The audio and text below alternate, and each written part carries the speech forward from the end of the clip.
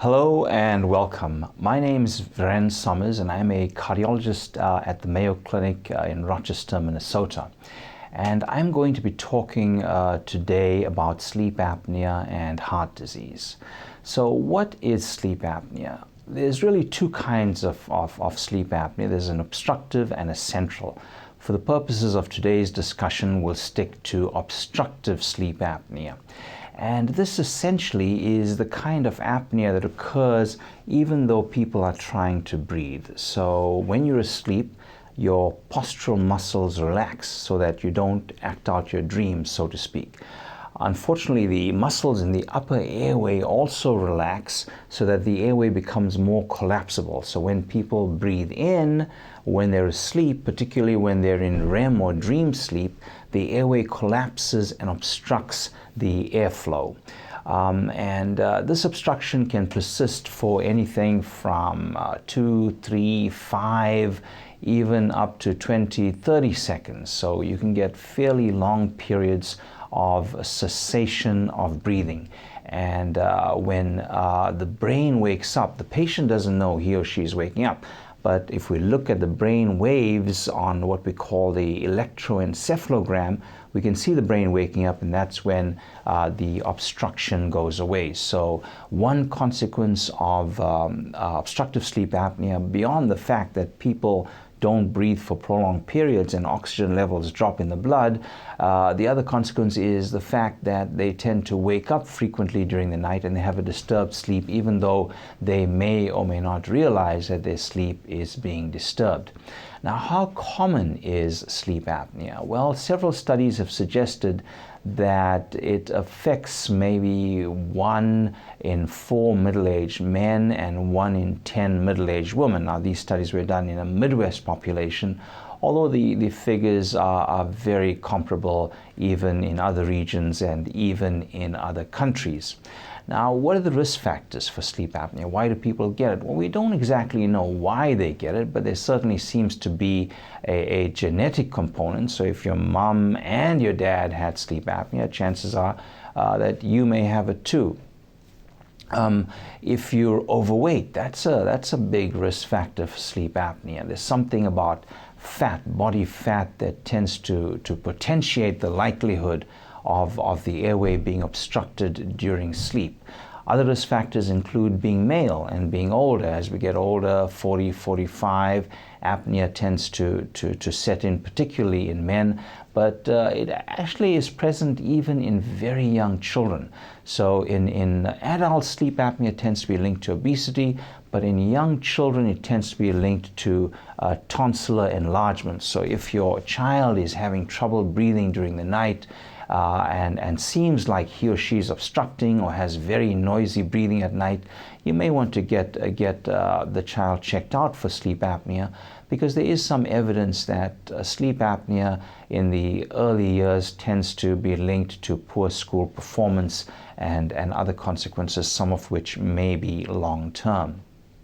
Now, risk factors for sleep apnea in adults also include alcohol before bedtime, taking medications that tend to make the airway relaxed. I mentioned obesity, but the kind of obesity that's really linked to sleep apnea is the obesity that affects the belly. When you have a large amount of belly fat, that is linked to an increased likelihood of sleep apnea. Now, how do you know if you have sleep apnea? Well, usually your wife or your husband will tell you that you snore so loudly during sleep and they cannot stand to be in the same bedroom, and often your spouse will actually migrate to a different bedroom. That's a good sign. The snoring is disruptive, as I mentioned. It can be heard in other rooms often, but one of the very good signs is when your wife or your husband says that they see you stop breathing. So that's called a witnessed apnea. So a witnessed apnea is where you seem to stop breathing, and if that's the case, then there's a very good chance that you may have sleep apnea. Now, the other sign is sleepiness during the daytime. People with sleep apnea, because they're often waking up repeatedly during the night, don't really get a good night's sleep. So they tend to be fairly sleepy and drowsy during the daytime, and they fall asleep driving, they fall asleep watching TV, they fall asleep at work, and these episodes of sleep can come on suddenly, and so can lead to motor vehicle accidents, which is another good reason to diagnose sleep apnea and maybe treat it. Now, why do I and my colleagues as cardiologists care about obstructive sleep apnea? Because even though sleep apnea has been in effect recognized as an important medical condition maybe for the last 30 years or so, it's only recently that we've come to see that it is very strongly linked to cardiovascular problems. Specifically, it's linked to high blood pressure, to atrial fibrillation, to stroke, to heart attacks, and even very rarely to sudden death. Now, why should there be this link between sleep apnea and heart disease? Well, it turns out that when the oxygen level falls in the bloodstream at night, the reflex responses and the blood vessel responses to the low oxygen tend to cause the production of hormones, tend to cause nerve activation, all of which raise the blood pressure and damage the blood vessels. So over many nights and many years of apnea, you can eventually get structural damage and to the heart and the blood vessels, and this can present with high blood pressure, can present with chest pain, particularly at night, waking you from sleep, or can present with something we call atrial fibrillation, which is an irregular and often fast rhythm of the heart, which can be linked to an increased risk of stroke. Now, the evidence that sleep apnea causes heart disease is fairly strong. A lot of the evidence has in fact come from research done at Mayo. But what we don't know for sure, and this is important to remember, is we don't know for sure that treating the sleep apnea is going to prevent atrial fibrillation or prevent heart attacks or prevent strokes. We think it does. We think it will. We think treatment is important. Certainly it'll stop you from being excessively sleepy and therefore help prevent motor vehicle accidents and falling asleep at inappropriate times. But we still are awaiting the randomized controlled trials to prove definitively that treatment of obstructive sleep apnea actually prevents death or prevents heart attack or prevents stroke.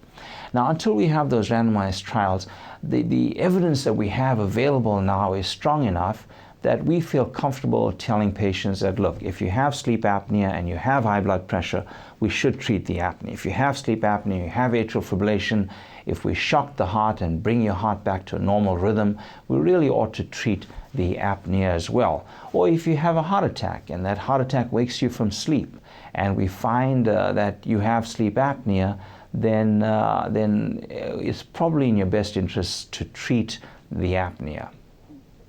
Now, how do we treat sleep apnea? Well, there are a number of ways. One way is just telling the patient to lose weight. Losing weight helps reduce sleep apnea.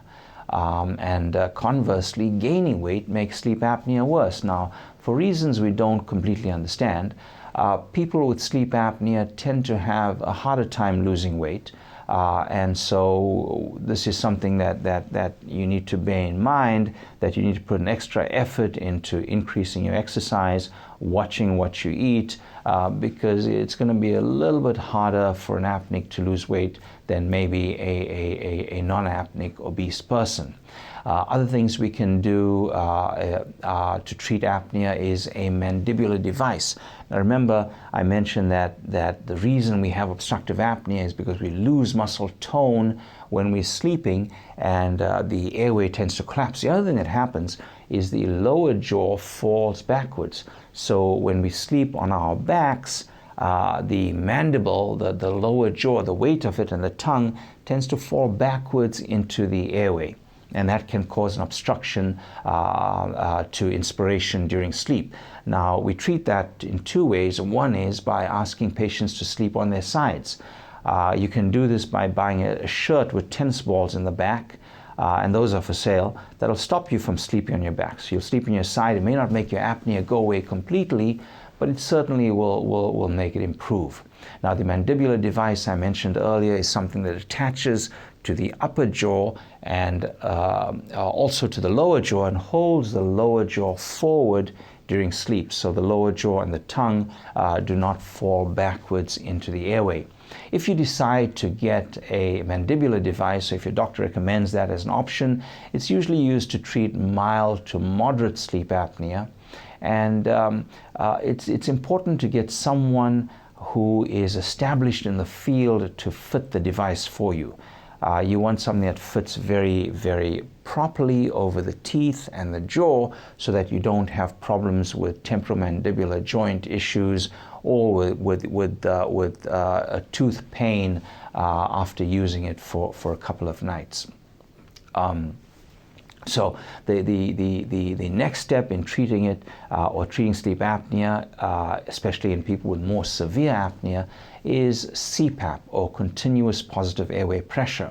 Now what this does is it delivers a pressure during sleep that splints open the airway, so it stops the airway from obstructing. There are newer cPAP devices nowadays that are very easily tolerated. So if you have sleep apnea and you've been using cPAP and you think it doesn't work very well, or you can't really tolerate it, it makes you feel claustrophobic, it dries out your airway, make sure you speak to your sleep physician before stopping the treatment, because there are things that can be done. Better masks can be fitted. You can use nasal prongs that make you feel less claustrophobic. You can have a humidifier attached that makes the air less dry when you breathe it in. There are newer kinds of cPAP, something called adaptive servoventilation, which only delivers the positive pressure on an as-needed basis. In a sense, it's like a pacemaker for breathing. And so that's something you may want to consider if you haven't been able to tolerate the normal continuous positive airway pressure. So what I've tried to do then in the last few minutes is tell you about obstructive sleep apnea, what it is, what causes it, how you diagnose it, and also why we're worried about it in people with cardiovascular disease, and the fact that we think, although it hasn't been proven for certain yet, we think that treating the obstructive sleep apnea will help improve outcomes of cardiovascular diseases like high blood pressure, like atrial fibrillation, like heart attacks, like strokes. If you want any more information, please check out mayoclinic.org, obstructive sleep apnea, and there'll be information if you have heart disease and you're worried about sleep apnea and you're interested in preventing further problems from the heart disease. There'll be a contact address given for the cardiovascular health clinic at the Mayo Clinic in Rochester. Thank you very much.